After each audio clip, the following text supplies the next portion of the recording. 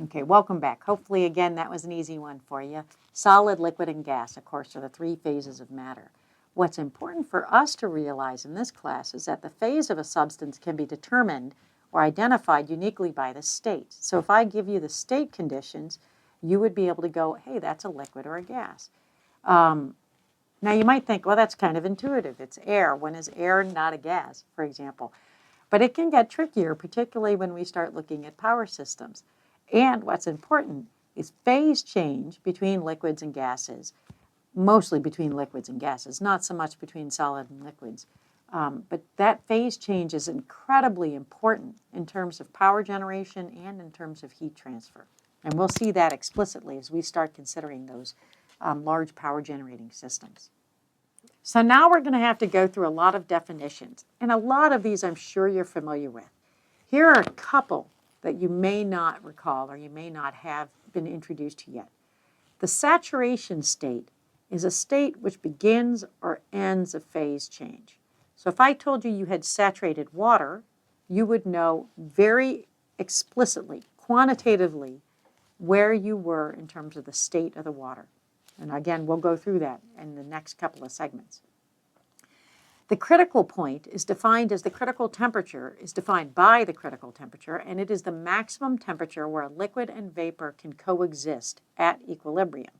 So again, these are some concepts that may be new to you. But when a system undergoes phase change, you will have both states present, a liquid and a vapor in the case of evaporation or condensation. Sublimation, you'll have a solid and a gas phase simultaneously present, etc. So those are some of the other definitions that I'm sure you're familiar with. But evaporation, condensation, sublimation, we need to remember that those have very specific meaning in terms of the phases at the initial and final state of the phase change. And in this class, that's going to point us very specifically in terms of the thermodynamic state of the system. Okay, having said that, we now want to move on to a discussion of phase diagrams. Okay, we talked about last time that we're only going to consider simple compressible substances. So again, those are substances that can only undergo expansion and compression types of work. Okay, in reality, what that really means is we're talking about simple substances, meaning not mixtures, and systems that are considered pure. So there's one species present. So that'd be like only water. And air, although you're probably thinking, hey, air actually consists of a lot of different things simultaneously, nitrogen, oxygen, carbon dioxide, all sorts of stuff is present in air. It's the one exception that we have actually a mixture, but we treat it like it's one substance, a simple substance. And we'll see when we start looking at air properties that we actually have properties that are defined for treat air as a simple, pure substance. Okay, so let's talk about phase diagrams here. And I'm going to try and do a rendition for you, an artistic rendition here for you of a three-dimensional phase diagram using the two parameters that we were already introduced to. That's the pressure and the volume. So we'll take that a little bit into the page here. And the other axis we're going to introduce now is temperature. So here's temperature, specific volume, and pressure. And we're going to show you what the relationship is between the pressure, the volume, and the temperature for all three phases of our substance here. And I'm not going to identify the substance just yet. I'll get back to you on that. I'm going to tell you that it's fairly generic.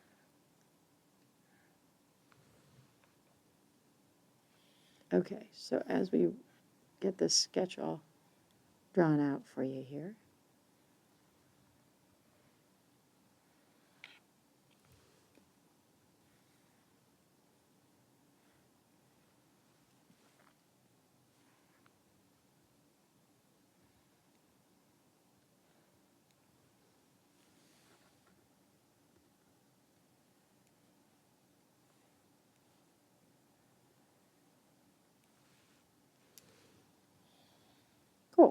Okay, so now we have something to work with. This region, where we have very low specific volumes, or if you prefer, very high densities and very low temperatures and nominally high pressures, is the region of solid phase for our substance. If we increase the temperature, so let's walk along this axis here, we see that we know that we'll transition from a solid to a liquid. So this is the region of liquid phase, and then as we keep moving in even higher temperatures, we should transition to the gas phase region. This region here on the PV diagram is the solid vapor region. And in this region, both solid and vapor phase, because remember this is the gas phase here and this is the gas phase here. So I'm sorry, I'm using gas phase and vapor interchangeably. The gas phase or solid, we know we have to transition from the solid to the gas phase, and in this region we have both solid and vapor phases present simultaneously. So here, where we're bridging between the liquid and the gas phases, we know that we have liquid and gases present. So liquid and vapor region, if you prefer.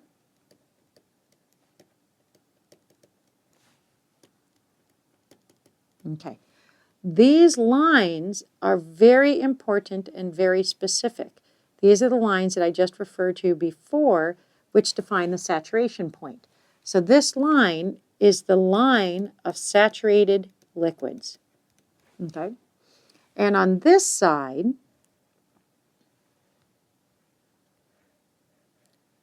we have the line of saturated vapor. Okay? And they meet here at the apex of this curve is the critical point. Okay, remember we defined the critical point as a point above which we no longer have a distinct transition between the gas phase and the vapor phase of the mixture. The critical point is uniquely defined for each substance. So, critical point.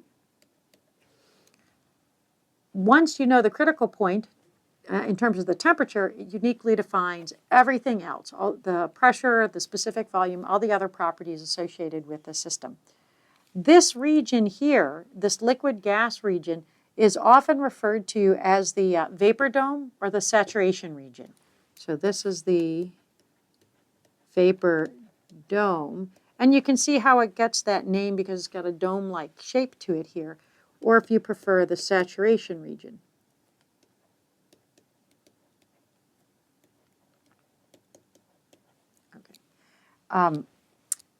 This figure that I've shown you here is a generic figure that could be used to describe any substance as long as it is a substance that expands upon freezing. And you can tell that because of that little knee in the solid-liquid interface. So if we had instead of having the curve or the state diagram move to the left here, if it instead moved to the right, you would have a substance that actually contracts upon freezing. Okay, so that's how you can tell. Getting a little bit into the detail there. These regions are regions that we have single phases. So these are single phase regions.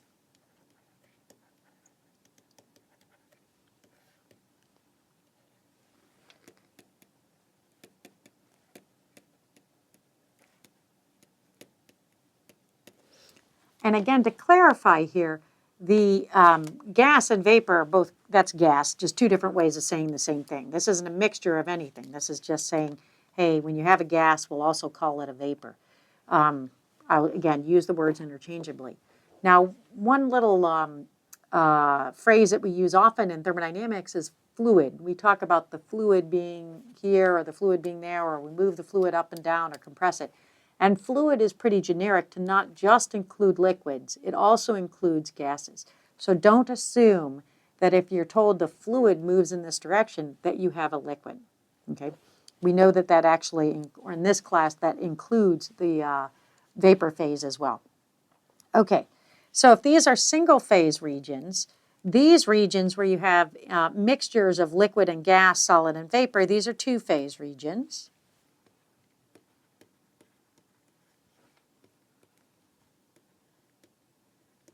Okay.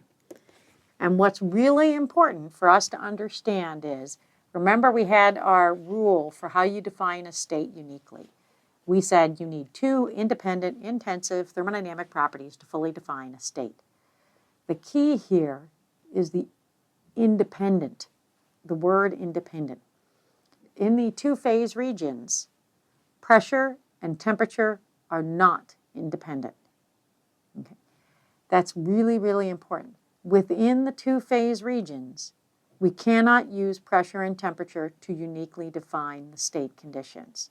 And pressure and temperature are the variables we most like to use because, well, you should ask yourself, why do we most like to use pressure and temperature to define a system? I'll tell you.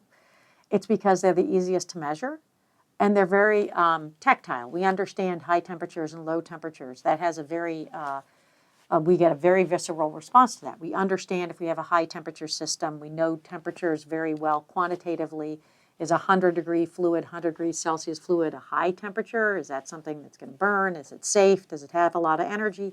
We have a good understanding of that. Same with pressure. We understand a lot. We can measure it very well and very accurately. Okay, so pressure and temperature are go-to variables for defining a state. Unfortunately, they are not independent once we go into the saturation region, into the vapor dome. And under those conditions, we're going to have to invoke other thermodynamic properties in order to uniquely define the system. Okay, so this is my clever 3D rendering of a phase diagram. In reality, they're kind of hard to work with.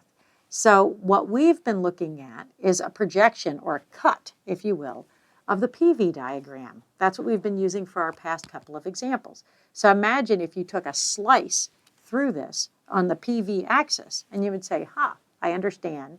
For a particular temperature, I can define a PV diagram. Or if you prefer, I can look at a projection, a projected two-dimensional rendering of the 3D phase diagram.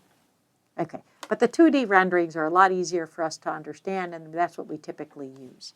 So, but we do need to understand that all of the properties are interrelated, and we want to characterize systems so that we have a lot of information about the state. So no matter where we are, pressure, temperature, density, we know how to quantify the state of the system. Okay, so let's talk about 2D phase diagrams, because again, that's what we're mostly going to use. And we'll just take a couple of examples here. We don't want to get too tied up in this, because what we'll do is we'll keep introducing phase diagrams as we do our examples. So we'll again, every moment is a teaching moment. So we'll get plenty of opportunity to practice our phase diagram skills. So let's take a look at the one that we've been using most. Let's take a look at the PV diagram. Okay.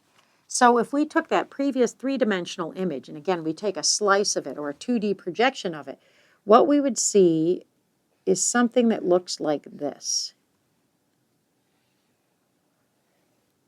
Okay. So here to orient you, here's my critical point again. So here's my critical point. Okay. And this line defines the boundaries of the different phases. So oops, sorry, that's a straight line. In this region, again, where we have the highest densities and nominally high pressures, we have the solid phase region. Okay, we know as we move, well, I don't have temperature on here yet, so that's a little trickier for us to just look at and intuit.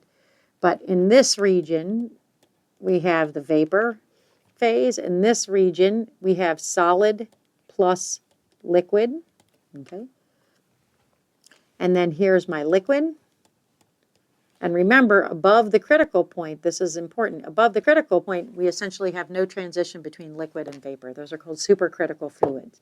So above that critical point, we have the supercriticals.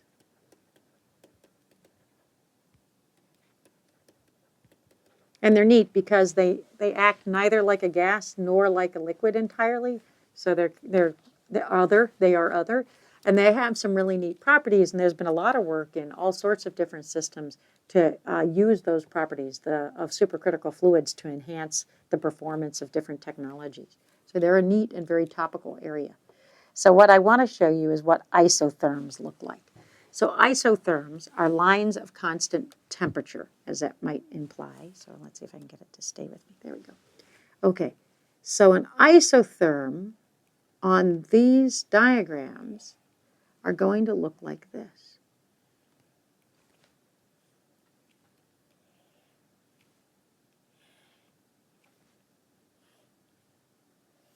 Okay, so these are isotherms.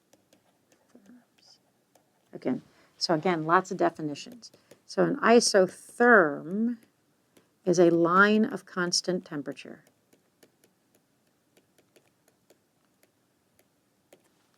Okay. Isobars are lines of constant pressure.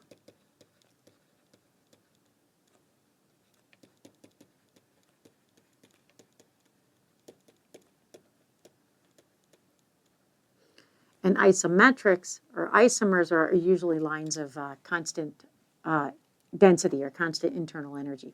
But the isotherms are the ones we really care about most. So we're looking at this diagram, and what I want to do is kind of this thought exercise of let's slide down along one of these isotherms and see what that means. So, or it might be a little bit more intuitively, make more sense if we do this. Let's go increasing pressure. So we'll start in the vapor phase here, and we're at some, low-ish pressure at some known density. And as we increase the pressure, we can see that the density of the fluid increases, or if you prefer, the specific volume decreases, and we slide along this line. I'm going to increase the pressure at a constant temperature. So we're going to slide along this isotherm, and we're going to reach the saturation point for the vapor. So again, this is the saturation point. And what we have is a saturated vapor. Okay.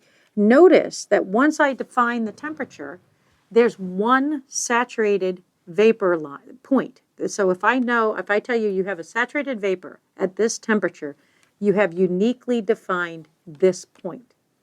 So we have our two independent intensive variables, the temperature, and I've told you it's a saturated vapor, which is, we're going to define that in terms of very special variable coming up, but I'll give you a little bit of a hint.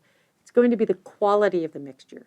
And the quality of the mixture, if for a saturated vapor, is 1. Okay? So that uniquely defines this point. Then as we further increase the pressure, what's important for you to see is that while we slide along this isotherm, we pass through this region where after we increase, once we fully condense the vapor into a liquid, we then increase the pressure. Okay, the pressure increases in the system. But during that process, where the vapor is condensing, the pressure and the temperature are not independent. They are dependent variables. So that's just like I said before, in the vapor dome, okay, pressure and temperature are dependent. Okay? So again, and then as we increase the pressure, we do see the system fully condenses, and then we should pass through the solid and liquid region, again, through a phase change, and then into the solid region. Okay, so this is what happens as we slide along that isotherm. Okay, you can do the same thought process of, let's say, moving in density space for a constant pressure. You can do the same thought process for a constant volume. Those are all good things for you to kind of think through what would happen as, for example, if I said I have a constant density, and as I increase the pressure, what would I see? What would happen to my mixture? Okay. The only other thing that I want to cover on this particular PV diagram is we know that these are lines of isotherms, constant temperature. So I'm going to call this one, I'm going to just label it T for right now. And I'm going to call this one T2. And we know they're two different temperatures. What I want you to think about, and maybe we can come back for this for next time, this will be our closing question for you, is which temperature, I'll call this temperature A, and this is temperature B. Which one of those is higher? So it's not only important for us to understand what lines of constant temperature look like, but also what direction are they moving in terms of the magnitude? So is TA greater than TB, or is TA less than TB? And then next time what we'll do is we'll answer that question and we'll consider yet another state diagram. Thanks.